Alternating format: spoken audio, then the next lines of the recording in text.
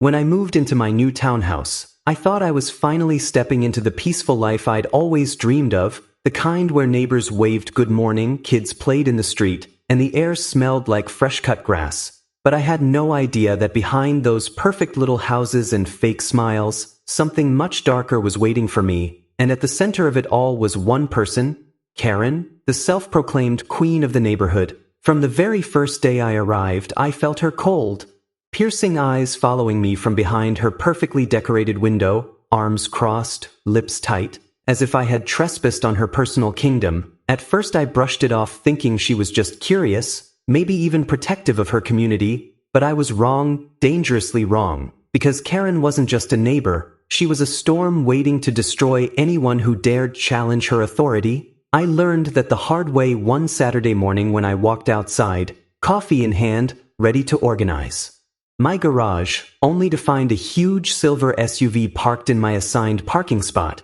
At first I thought it was an innocent mistake, so I knocked on her door politely and introduced myself. "Hi, I think there's been a mix-up. Your car is in my spot," I said with a friendly smile. She didn't smile back. Instead, she looked me up and down with a slow, icy glare, leaned against the doorframe, and replied sweetly but sharply, "Oh, honey, I've been parking there for 10 years. That's my spot." I tried to explain that according to the HOA documents the spot was mine, but she cut me off mid-sentence, her voice dripping with sarcasm. "If you've got a problem, take it up with the HOA, good luck with that." And before I could respond, she slammed the door in my face. I was stunned, but I stayed calm, called the HOA later that day, and they confirmed in writing that the spot was indeed mine. Confident, I parked my car there that night, thinking the issue was settled. But the next morning when I walked outside, my stomach dropped. There was a bright red note taped to my windshield in huge block letters. "You're new here.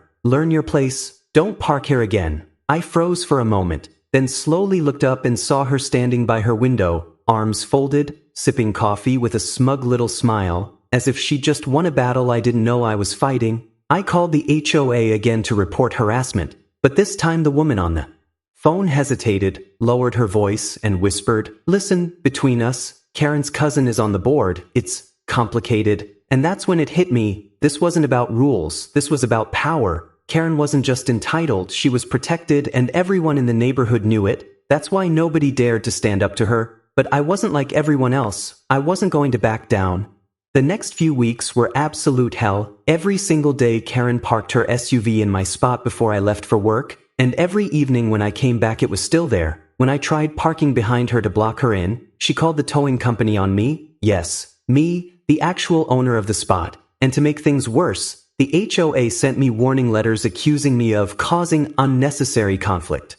Then came a $150 fine for disturbing neighborhood harmony. I realized Karen was whispering lies about me to the other neighbors too. Suddenly people started avoiding me, whispering when I walked past, and pretending not to hear when I said hello. She had turned the whole community against me, but I wasn't giving up. I decided to dig deeper. Late one night, sitting in my car with the engine off, I started scrolling through old HOA records on my laptop, and what I found shocked me. The HOA finances were a mess. Huge amounts of money allocated to vague projects, unexplained maintenance charges, and absurd fines. Karen's cousin, the HOA president, had been signing off on all of it. They were bleeding the community dry and nobody noticed because everyone was too scared to speak up. That's when I knew exactly how to fight back.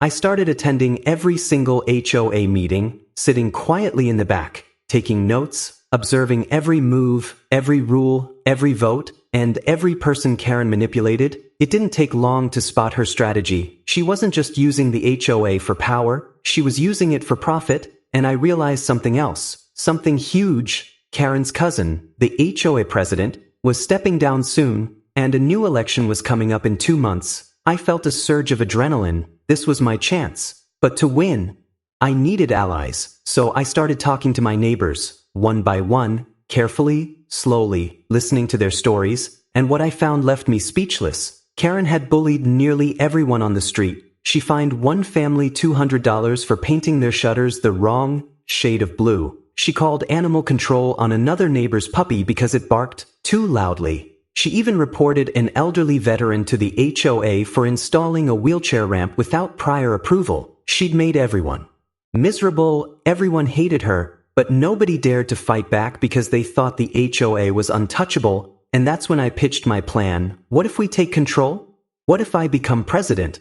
We can rewrite the rules, expose their corruption, and finally take our neighborhood back. At first, people were scared, afraid Karen would retaliate, but slowly, one by one, they started joining me quietly, secretly, until we had a small but determined alliance working in the shadows. But then things got darker. One night around 2 a.m., I woke up to strange noises outside. I peeked through my blinds and froze. Karen and two men I didn't recognize were standing near my car with flashlights, whispering. One of them held a wrench. My heart started pounding. I grabbed my phone and started recording from the window. Suddenly Karen looked up, her face caught in the dim glow of a streetlight, and for the first time, I saw something I'd never seen before. Fear. She realized I was recording, and they scattered like shadows. The next morning I filed a police report and sent them the video. Karen never spoke of it, but I noticed her watching me differently after that, less confident, almost cautious.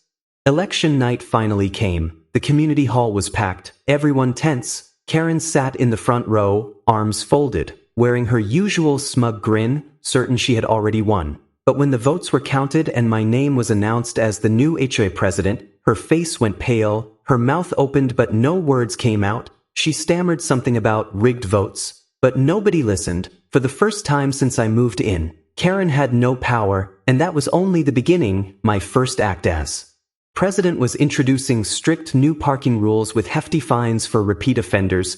Guess who the first violator was? Karen. The first ticket was $250. She laughed and tore it up. The second was $500. She screamed at me in front of everyone. The third was $1,000. And that's when I called the towing company, when she ran outside yelling, "You can't tow my car.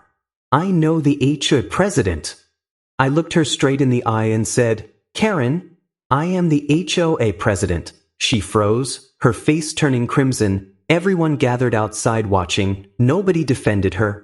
Over the next few weeks, Karen racked up thousands in fines. Her appeals failed. The bylaws were airtight. Eventually, she surrendered her parking spot, and at the next HOA meeting, she was forced to stand in front of everyone and apologize publicly. The same neighbors she bullied for years clapped and cheered as I announced one last decision. Karen was officially banned from using any community parking for 6 months. From that day forward, my parking spot has remained untouched. The HOA finances were cleaned up, the corruption was exposed, and for the first time, the neighborhood finally felt like home. But every now and then, late at night, I see Karen standing in her window, staring, not angry, not smiling, just watching, and deep down, I can't shake the feeling this isn't over yet.